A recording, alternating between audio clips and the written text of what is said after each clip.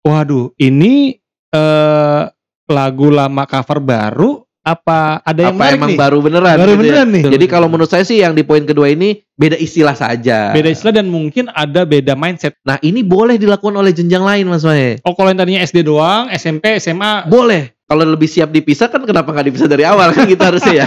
Nih saya belum Iya, bisa iya. banyak komentar untuk poin ini.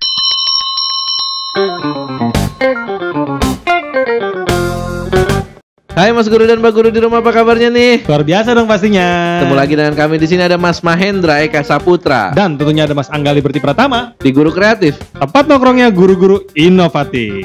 Mantap. Hari ini kita bahas tentang apa nih Mas Nah, Angga? belum tahu nih dia nih. Apa nih? Isu baru belum tahu. Wah, apa nih? Tahun 2022 mau ada kurikulum baru Mas Mahe.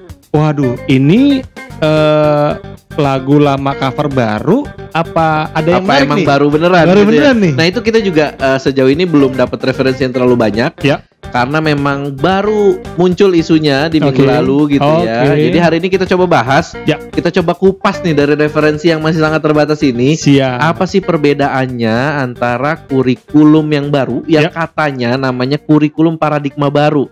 KPB. Nggak usah disingkat, nggak semuanya harus disingkat ya. Kebiasaan nih nyingkat-nyingkat Ya, mulu. ada KTSP gitu Iya, iya, disingkat. iya, Nah, iya, ini iya. kabarnya namanya kurikulum paradigma baru yang menyempurnakan kurikulum 2013 yang terakhir. Oh, oke. Nah, kabarnya seperti itu. Jadi kita coba kupas nih. Ya. Bocoran-bocoran yang sejauh ini kita terima gitu ya. Siap. Apa sih bedanya kurikulum paradigma baru Ya. dengan kurikulum sebelumnya? Apa aja nih Mas Angga yang penting untuk kita ketahui untuk pertama kali tentang kurikulum paradigma baru ini Mas Angga? Oke, sejauh ini ada beberapa poin Ya. yang di-highlight di banyak media Ya. tentang perbedaan atau hal-hal yang menjadi fokus di kurikulum paradigma baru ini ya. Ya. Kita mulai dari yang pertama Mas Meh ya. Siap.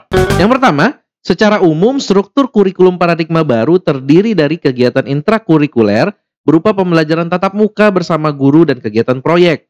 Selain itu, setiap sekolah juga diberikan keleluasan untuk mengembangkan program kerja tambahan yang dapat mengembangkan kompetensi peserta didiknya. Dan program tersebut dapat disesuaikan dengan visi, misi, dan sumber daya yang tersedia di sekolah tersebut dengan mengacu kepada profil pelajar Pancasila. Mas Angga ada dua pertanyaan nih dari Ya. saya nih. Ya. Pertama tentang kata proyek. Ya. Oke, ini menarik nih.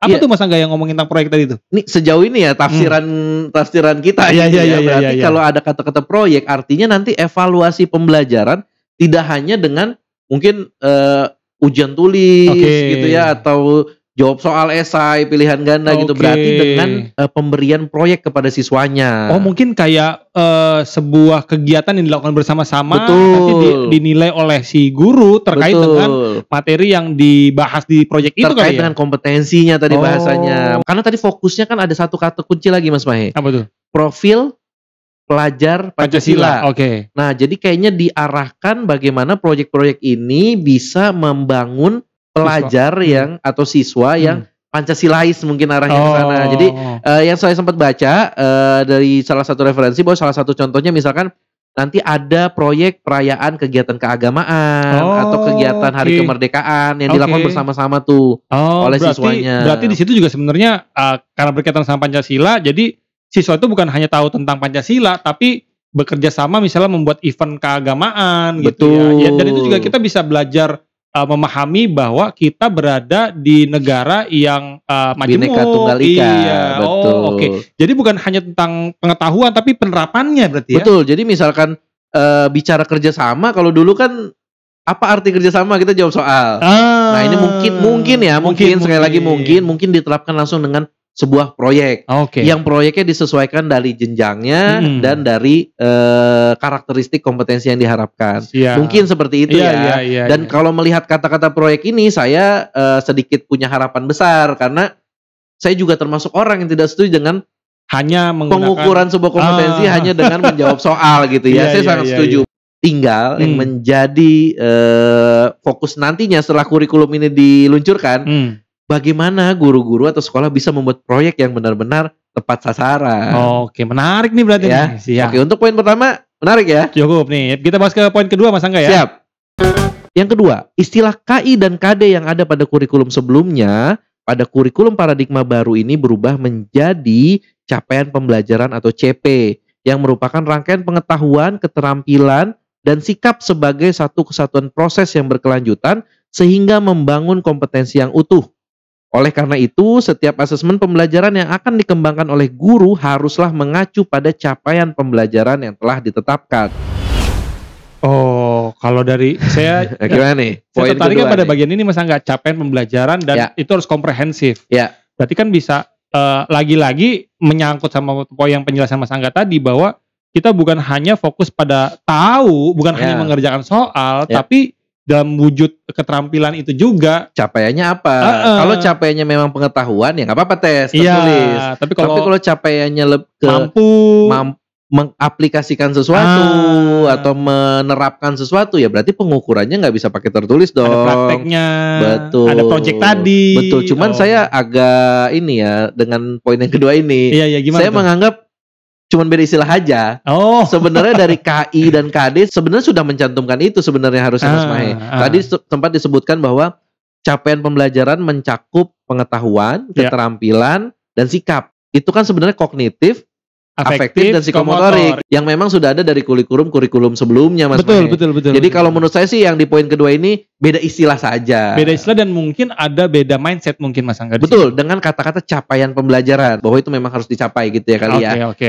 Siap. Tapi kalau secara konsep sih, konsep ini sebenarnya sudah ada dari sejak kurikulum berbasis kompetensi harusnya Mas Mahe. Iya, dan jangan lupa nanti Mas Guru tinggal ditambahin aja komen-komen kalau ada bahas Ya, tentang ini ya. takutnya kita juga keliru gitu iya. ya.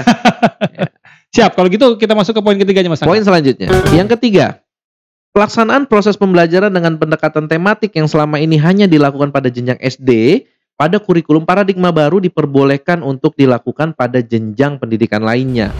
Oke, berarti diperbolehkan itu jatuhnya kayak bebas gitu ya. Iya, ya tematik itu kan mempelajari beberapa hal dengan satu pokok bahasan ya, satu tema yang diangkat gitu ya. Nah, ini boleh dilakukan oleh jenjang lain Mas Mahe. Oh, kalau yang tadinya SD doang, SMP, SMA Boleh. oh Diberikan keleluasan untuk menentukan kalau memang mau menggunakan tematik. Tapi ada ketentuan lain nih Mas Mahe. apa tuh? Yang tadinya tematik kelas 4, 5 dan 6 SD, Iya. kan tadinya tematik tuh. Sekarang juga boleh tidak menggunakan tematik.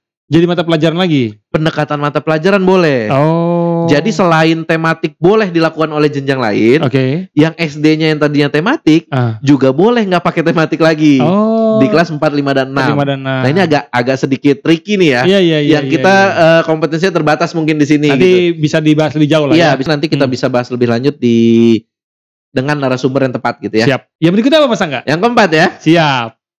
Yang keempat, kurikulum paradigma baru tidak menetapkan jumlah jam pelajaran per minggu seperti yang selama ini berlaku. Akan tetapi jumlah jam pelajaran pada kurikulum paradigma baru ditetapkan per tahun. Sehingga setiap sekolah memiliki kemudahan untuk mengatur pelaksanaan kegiatan pembelajarannya.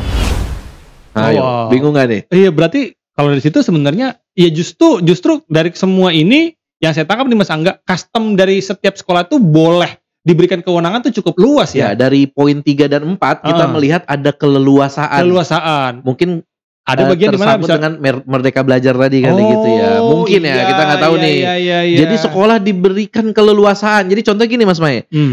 Misalkan matematika di semester 1 aja, jadi langsung 64 jam. Oh. Nanti semester 2 udah nggak ada matematika, itu boleh. Yang penting per tahun total jamnya memenuhi. Tapi Mas Angga yakin nih bagian ini nih? Iya.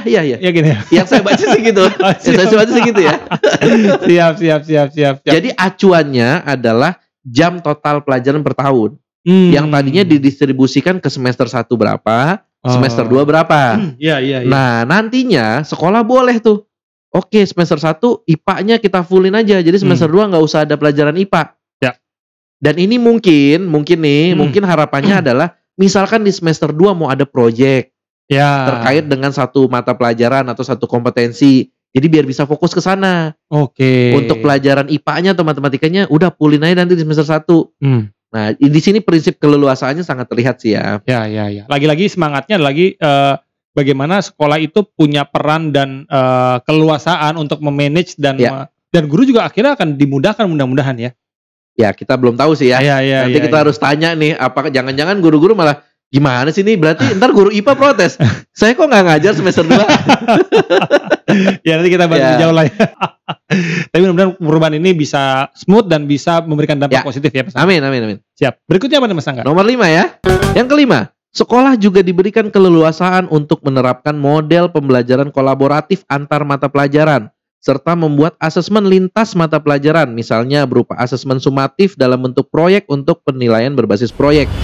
Nah, ini nih sebenarnya nyambung juga ke tematik tadi nih. Iya. Dan Kenapa dikasih keleluasaan? betul. Jadi bisa mix beberapa mata pelajaran, dan sebenarnya kalau kita ingat di beberapa video kita yang lalu, Mas Wajeng. nah itu kan menggabungkan antara, kalau saya ingat-ingat lagi itu kan bicara sosiologi tapi juga bicara tentang Matematika Matematika misalnya, yang pas misalnya. ngitungin motor, ngitungin helm gitu ya, itu kan bisa masuk matematika. Menarik nih.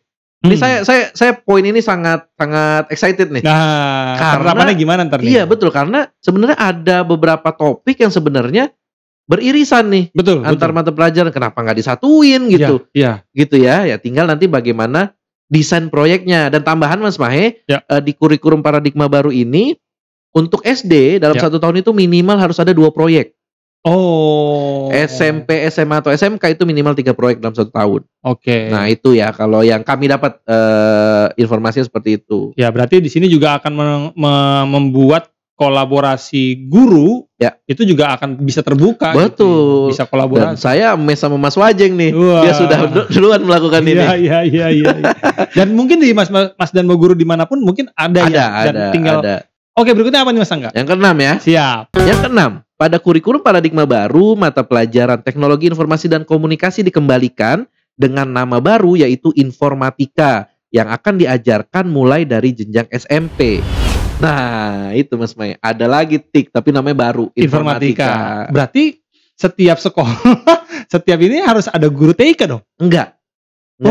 Gimana Jadi di informasi yang kami terima bahwa kalau sekolah belum punya guru informatika, mata pelajaran informatika ini bisa diampu oleh guru lain. Oke. Dengan latar belakang mata pelajaran lain karena Kementerian Pendidikan dan Kebudayaan sudah menyediakan buku bahan ajarnya yang mudah untuk digunakan.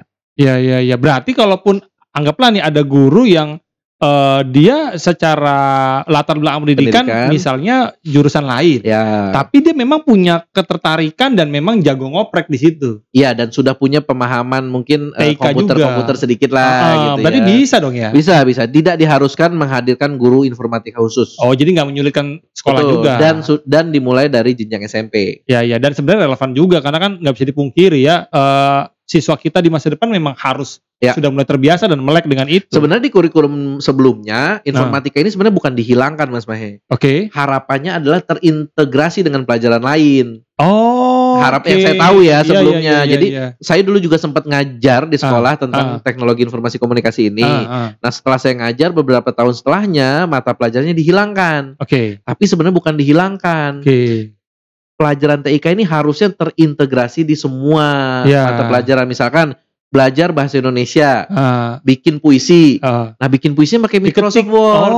Nah itu sebenarnya harusnya tematik tadi itu sebenarnya. Oh gitu. Nah ini kisahnya. tapi dikembalikan lagi. Saya nggak tahu nih tujuannya apa. Apa biar lebih fokus atau dari evaluasi kurikulum sebelumnya itu tidak berjalan. Mungkin seperti itu ya. Tapi kabar baiknya adalah berarti ada lagi mata pelajaran khusus tentang teknologi informasi dan komunikasi di kurikulum paradigma baru. Dan nanti kalau merujuk tadi bicara tentang guru berkolaborasi, ini akan menjadi jangan-jangan bisa lebih jalan. Betul. Karena integrasi yang tadinya diharapkan mau berjalan ternyata belum efektif berjalan. Betul.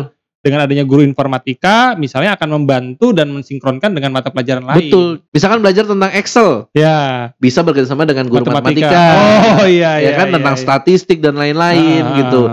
Bener gak? Bisa. Oke, menarik. Berikutnya apa nih Mas Angga? Yang terakhir, yang ketujuh. Wah, oke mantap. Yang ketujuh, untuk mata pelajaran IPA dan IPS pada jenjang sekolah dasar kelas 4, 5, dan 6 akan diajarkan bersamaan dengan nama mata pelajaran Ilmu Pengetahuan Alam Sosial. Ilmu Pengetahuan Alam dan Ilmu Sosial. Pengetahuan Alam Sosial. IPAS. IPAS itu. IPAS, Ilmu Pengetahuan Alam Sosial. Kelas 4, 5, dan 6. Gimana nih ya? Berarti ini gurunya yang pertama saya pikir Mas Angga. Berarti kira-kira kenapa digabungin gitu ya? Itu juga. Yang kedua berarti kalau misalnya di sekolah itu ada ada guru IPA dan guru IPS, berarti teknisnya dia akan ini kan SD 456 Oh ya. iya, 456 guru kelas ya berarti ya. Iya.